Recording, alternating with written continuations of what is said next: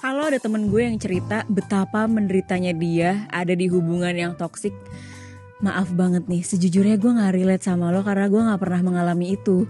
Tapi gue bisa ngerti kenapa, dan gue bisa memahami lah ya. Karena ada background dan sesuatu hal yang gak bisa dikesampingkan. Nah, di episode ini gue akan bahas 4 buku yang bisa menghindarkan lo dari toxic relationship. Atau ya bisa dibilang kalau lo mau cari pacar, cari pasangan, lumayan lah ini bisa jadi modal yang mumpuni. Sebelumnya, kenalin gue Ida Omamah dan gue biasanya nulis cerpen bertema cinta dan relationship. Dan juga gue bikin cerpen audio dan ulasan buku atau film romance atau relationship gitu ya di kanal YouTube gue yang namanya Ida Omamah juga. Jadi kalau misalnya penasaran seperti apa, boleh diintip-intip ya. Kembali ke rekomendasi buku yang tadi gue bilang ya. Pertama, ada buku fiksi yang judulnya A Very Happy Wedding, karya Ika Natasha. Ini sebuah novel metropop. Jadi ceritanya ada seorang cewek bernama Andrea dan Aji, cowok gitu ya, temenan sekantor, tapi dia juga pacaran gitu. Sampai akhirnya mereka serius, berkomitmen, terus berencana untuk menikah. Tapi sayangnya di kantor itu tuh gak boleh kalau misalnya pacaran atau menikah sekantor. Salah satunya tuh harus resign. Cuman masalahnya adalah Aji sama Andrea ini sama-sama lagi ada di puncak karir gitu.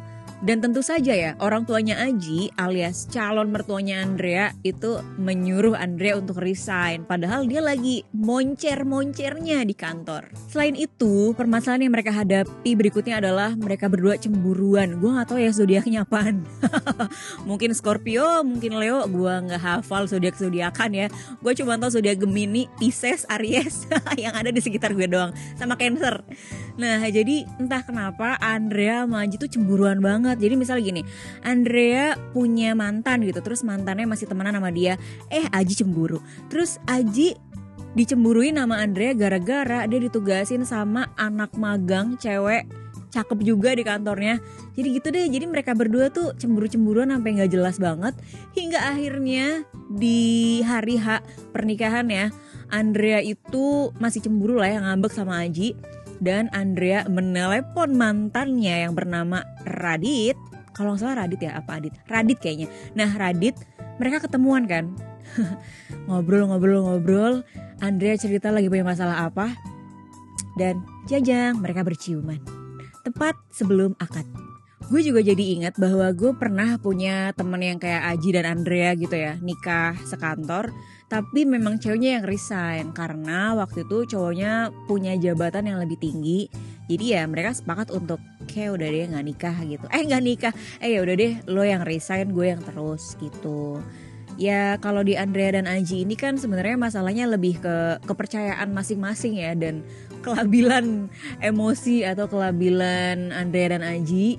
Kayaknya dia tuh pasangan yang tepat buat gue apa bukan sih gitu kan. Dan poin penting dalam novel ini adalah kalau misalnya lu punya masalah sama pacar lo, sama pasangan lo, sama kekasih lo, jangan avoidant, jangan menghindar, tapi diobrolin gitu. Jadi biar nggak numpuk akhirnya duar meledak gitu kan. Lu nggak tahu apa yang akan dilakukan oleh pasangan lo ketika lagi emosi jio dan terbakar api, apalagi api cemburu. Oke, kita lanjut ke buku kedua, buku non-fiksi yang judulnya Modern Romance, ditulis oleh Aziz Ansari yang seorang komedian juga. Gue yakin pasti di antara kita pernah ada yang dicap ya, atau dijudge sama teman, tetangga, keluarga atau siapapun bilang kalau kok lo belum nikah-nikah juga, kok lo gak punya pacar gitu kan. Pasti pilih-pilih ya, makanya jangan fokus sama karir terus gitu. Udah deh gak ada yang sempurna di dunia ini kan, manusia punya kekurangannya masing-masing misalnya gitu kan. Atau misalnya udah deh kayaknya lu tuh jangan pilih-pilih banget, emang lu mau kayak gimana sih, mau cowok yang kayak gimana sih, mau cowok yang kayak gimana sih. Udahlah terima aja, nanti juga pasangan itu bisa berubah. Atau kayak lo tuh nyarinya yang kayak gimana sih, emang pengen banget dapet yang sempurna, udah deh terima aja, ntar lo cepet tua gak ada yang mau lagi. Wow, lumayan pedes juga ya omongan-omongan orang ya. Dan masih banyak pernyataan yang gue yakin lebih pedas atau menyakitkan buat kita ya kan. Nah gue tuh udah pernah pakai dating apps ya sekitar 7 atau 8 tahun ke belakang ya kan, sebelum akhirnya gue menemukan Upapah alias pacar gue yang sekarang. Di buku Modern Romance ini bercerita soal bagaimana kita dihadapkan oleh paradox of choices. Jadi banyak pilihan, apalagi di era internet seperti sekarang ini gitu kan. Kita jadi mencari yang terbaik terus kita nggak mau menerima yang apa adanya. Karena kita yakin nih, semakin kita mencari, semakin kita akan mendapatkan kesempatan, kayaknya gue akan dapat pasangan yang terbaik. Nah, tapi kalau kata expert relationship di buku ini, mereka tuh bilangnya kita harus tahu prioritas mana yang penting. Jadi misalnya gue kayaknya maunya yang penting seagama gitu kan, atau gue nggak seagama nggak apa-apa, yang penting bla bla bla, atau yang penting apa. Nah itu tuh sesuai sama kebutuhan kita masing-masing kan. Jadi kita tuh gak pernah akan mendapatkan semua kriteria yang kita inginkan. Ya kecuali kita beruntung ya kan, dapat anak sultan mungkin gitu, mapan, ganteng, tajir, baik hati, tidak sombong. Ya kalau rakyat jelata kayak gue sih agak-agak susah ya. Makanya kalau nyari pasangan atau milih kriteria pasangan itu harus tahu mana yang penting, mana yang gak penting, mana yang kira-kira bisa diubah, ini enggak gitu.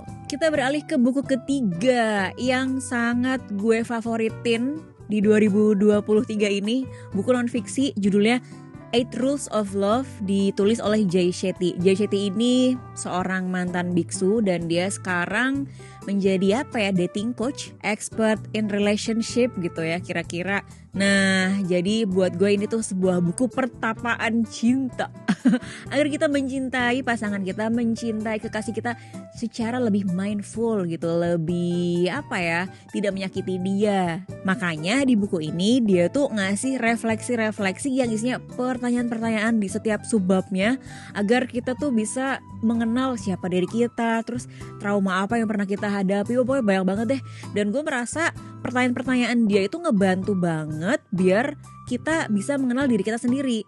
Kadang ada orang yang gue kayaknya udah journaling, gue kayaknya udah kenal sama diri gue sendiri, tapi ternyata ketika dihadapkan sama pertanyaan-pertanyaan itu kita gak bisa jawab. Dan yang paling menarik buat gue, Jay Shetty ini ngobrolin soal putus cinta dengan cara yang baik. Bukan baik yang gimana-gimana ya, tapi seyogianya. Jadi kalau misalnya putus tuh kita harus jujur, 1. Terus 2, kalau bisa ketemu langsung. Jadi pasangan yang kita putusin itu bisa merasa kita tuh tulus, kita tuh jujur. Sebenarnya kita tuh grow apart aja gitu loh. Bukan soal lo kurang apa buat gue atau gimana dan segala macam keburukan-keburukan gitu ya. Tapi simply karena kita gak cocok aja cuy gitu. Kemudian buku yang terakhir, buku keempat. Ini ada novel Metropop juga kesukaan gue ya, judulnya Dating Game, yang ditulis oleh Nina Ardianti.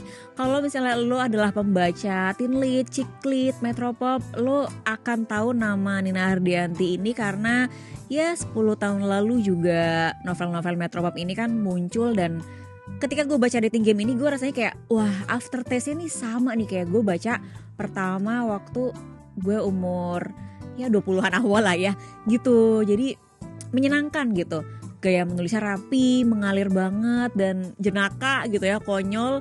Dan gue merasa di novel itu gue jadi tokoh yang ceweknya nih. Jadi ada Emma Sharif namanya, dia tuh suka sama Kemal Arsyad. Mereka berdua ketemu dari acara tunangan atau nikahan sahabatnya ya, gue lupa. Nah pokoknya mereka kan saling naksir, akhirnya temenan, terus lama-lama jadi demen gitu. Sampai akhirnya si Kemal ini tuh mengatakan sesuatu yang membuat Emma sakit hati gitu kan. Akhirnya udahan tuh, mereka udah gak ada kabar apa-apa. 5 tahun kemudian ketika Emma dan Kemal liburan ke Portugal secara terpisah, tapi mereka tiba-tiba bertemu tidak sengaja ya kan.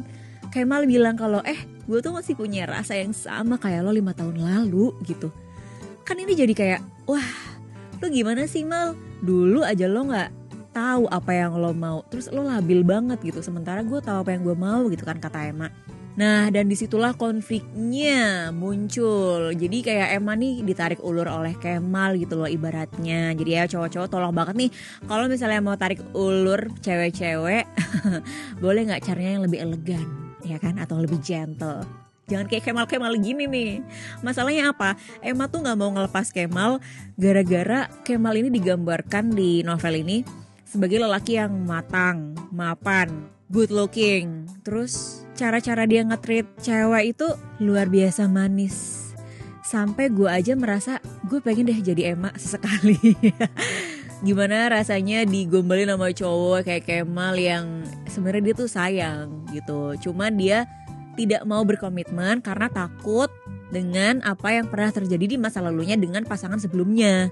Di 4 buku yang udah gue ulas tadi sedikit, nah gue berharap buku-buku ini bisa teman-teman baca dan bisa jadi semacam panduan ya dalam tanda kutip gitu kan, untuk tahu apa yang kita cari dan apa yang kita mau sebelum kita mencari pacar, atau gue pengen deh punya pacar, gue pengen deh menikah apa segala macam.